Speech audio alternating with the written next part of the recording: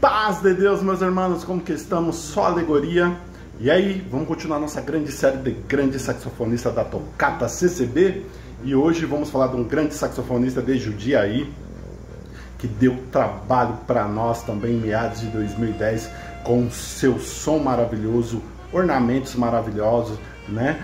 Introduções maravilhosas.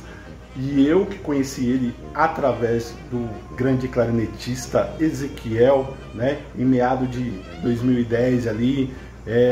Rapaziada, eu vou falar dele hoje, nada menos e nada mais de quem?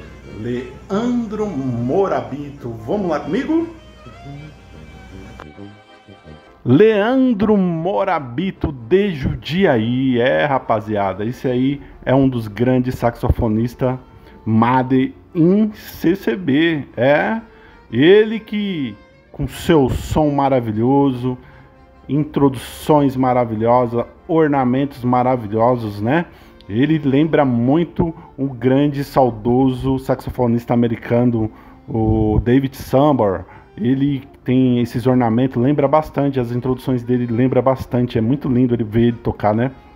Vamos seguir aí o Leandro Morabito aí, né?